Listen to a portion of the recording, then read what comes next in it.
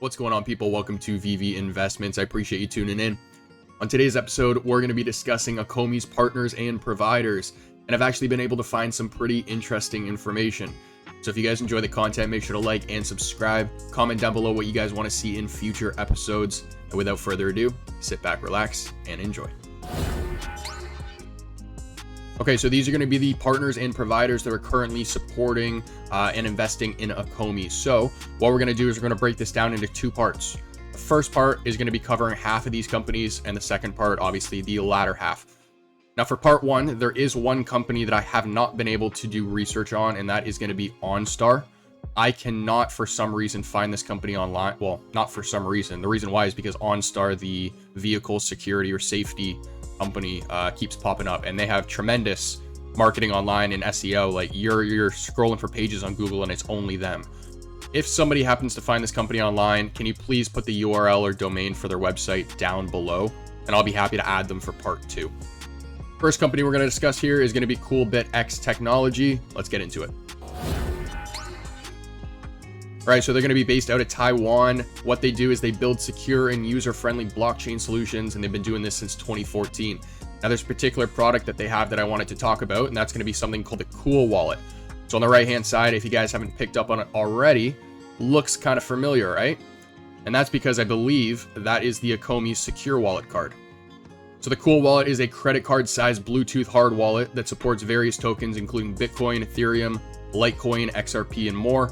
Their CEO has a family heritage that's heavily rooted in traditional banking security, and they have working relations with Binance, CoinMarketCap, Crypto.com, OKEX, which is an Asian exchange, and many more. So what I believe is happening here, and I could be wrong, but I believe Ecomi is using CoolBitX as a vendor for their Ecomi Secure Wallet.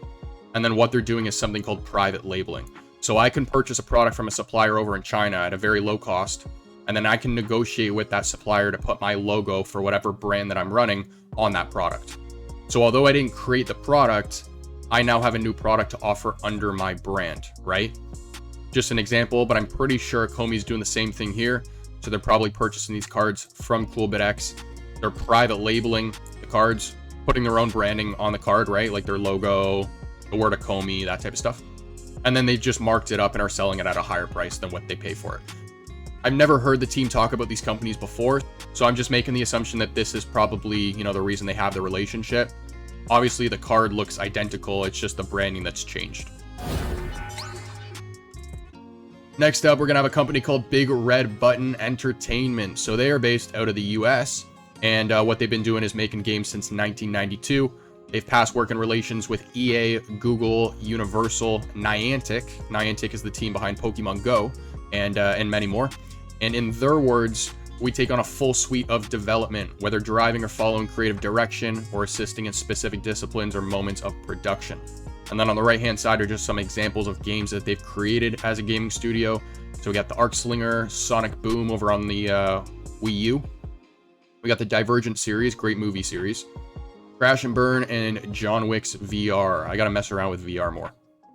Now, I've tried my best to really summarize these companies down into a few points. Obviously, there's much more information involved here, so I've made sure, guys, to also include the websites for each one of these companies in the description down below. Next, we have an interesting one, okay? So funny enough, this company is the last one I did research on because I couldn't find it online, and there was just a lot of companies with the same name, and also just ones popping up in my area. But I ended up finding the right one.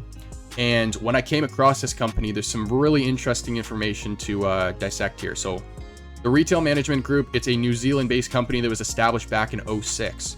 Their objective is to foster brands that want to enter the Asian market. And they provide services that include brand trademark registration, wholesale into retail channels and department stores, localized brand marketing with strategies and key opinion leaders through social media, and more. I think that last point is really just talking about influencer marketing, getting people that have followings in local areas and then promoting products through their platforms, I think. But anyways, let's hop over to their website. I got a couple more things I want to show you guys. All right, so we're going to scroll down here. A little bit about the company, some online stores that they have, some brands that they work with, some retail outlets. And then down here, we have company presentations. So look at this. I'm going to go to the About RMG group. and it opens up this little presentation. So I started to look at this, and there's two things I want to show you guys. I'm going to open it up. CEO, David Yu. Flip the page, and there he is.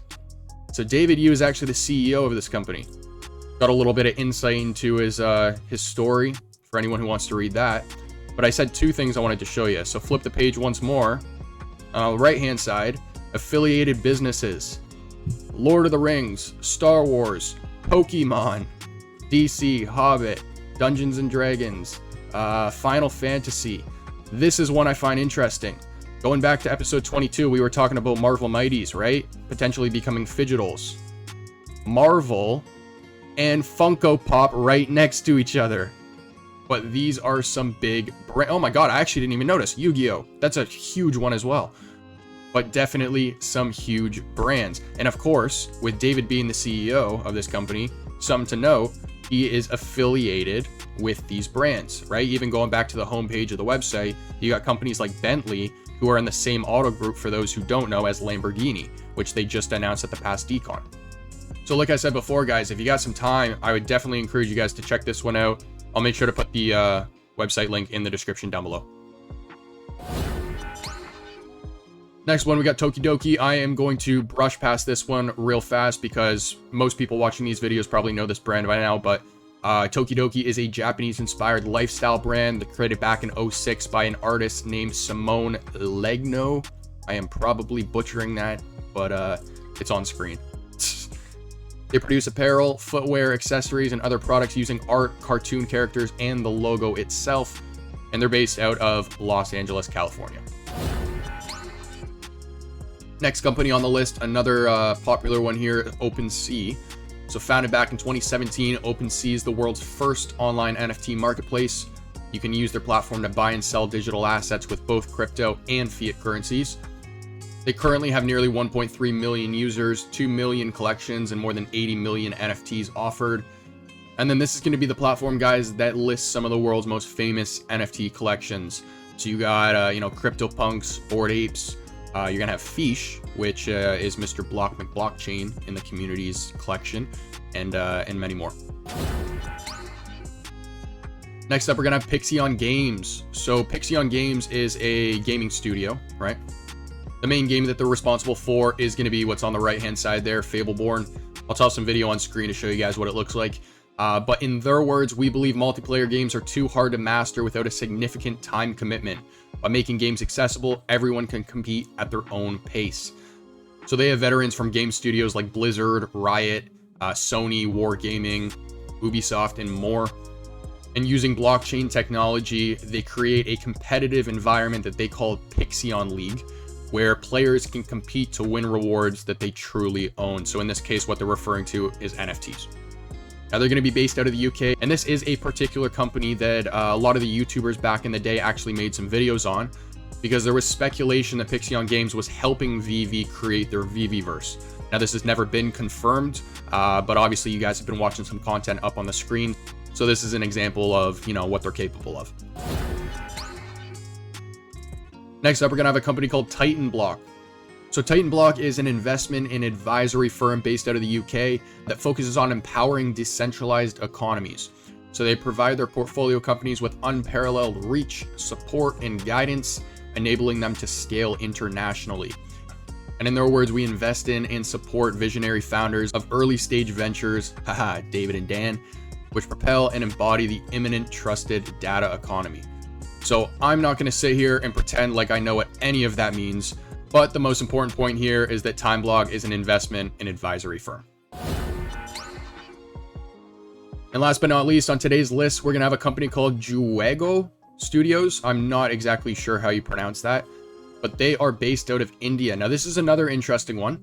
They offer end-to-end solutions in native and cross-platform games. So we got some examples of what they've developed on the right-hand side there. But they're experienced in Unreal being Unreal Engine, Unity 3D, so the two game engines that are the largest in the world, and the two that were confirmed by Dan at DCon for being cross-compatible with the Veveverse. Play Canvas, which I'm not 100% sure what that is, blockchain development frameworks, and specialize in game design, VR, NFT, metaverse, and solutions. So VR, game design, Unreal Engine, Unity 3D. What does that all sound like to you? Veveverse. Not saying that they are. I'm just saying that that's certainly what it looks like to me. And then they too have also worked with some big brands that include Disney, Amazon, Johnson & Johnson, that's a big one, Coca-Cola, and many more. Okay, so as you guys can see, right now we got, 5 flags on the board? So pretty diverse portfolio so far. We got Taiwan, the States, New Zealand, the UK, and India. So just to summarize the video quickly for you guys, the first company, CoolBitX, that seems to be the provider for the Ecomi secure wallet. Big Red Button Entertainment is a game development studio. RMG is going to be an investment and advisory fund. Tokidoki, a Japanese-inspired lifestyle brand. OpenSea is going to be the world's first NFT marketplace. Ixion Games is going to be a game development studio as well. Titan Block, an investment fund. And Juego, another game development studio. So for part 2, we are going to be covering the remaining companies on this list. And again, guys, if you do have the website domain for the OnStar company, please put it in the comment section down below, and I'll make sure to add it to part 2. Now that's going to conclude today's episode. If you enjoyed the content, make sure to drop a like on the video, subscribe to the channel if you haven't already. And if you guys have any future episodes in mind for any topics you want to see discussed on this channel, I encourage you guys to comment them down below. As for our next one, I'll catch you then.